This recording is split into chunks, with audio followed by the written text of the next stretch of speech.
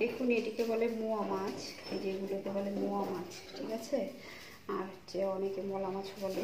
হ্যাঁ, তো এই মাছগুলো কেমন করে আমি বানাই সেটা আপনাদেরকে হচ্ছে দেখাচ্ছি।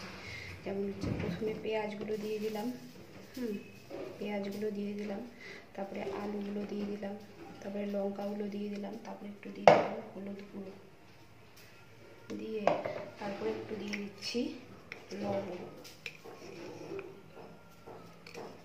লবণ দিয়ে, তারপরে এর মধ্যে একটু দিয়ে দিচ্ছি তেল,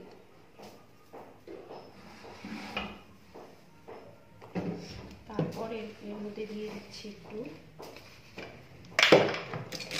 জিরের গুঁড়ো, তারপর এটিকে সুন্দর করে মিশিয়ে নিচ্ছি।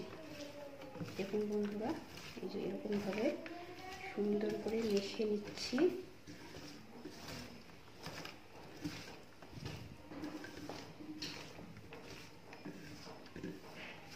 দেখুন বন্ধুরা, এরকম সুন্দর করে মেখে নেব।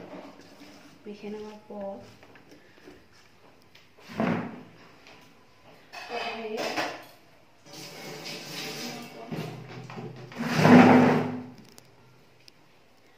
কড়াইয়ে তেল সম্বাদ দিয়ে, একটুখানি তেল সম্বাদ দিয়ে, তারপর হচ্ছে শুকনো লঙ্কা দিয়ে, কটা শুকনো লঙ্কা, কটা একটা হচ্ছে পেঁয়াজ, একটা একটা তেজপাতা দিয়ে, তারপর এর মধ্যে একটু দিয়ে দেবে গোটা জিরে। দিয়ে এবার একটু কালো কালো হয়ে আসলে তারপর এই মাছটিকে ছেড়ে দেবে।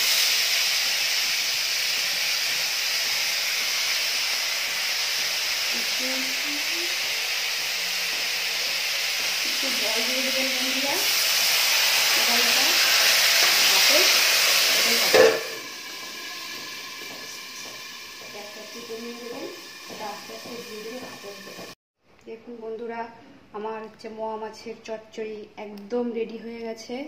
আপনারাও এরকম করে বানিয়ে দেখবেন, আর যদি ভালো লাগে তাহলে প্লিজ আমাকে হচ্ছে কমেন্ট করে জানাবেন।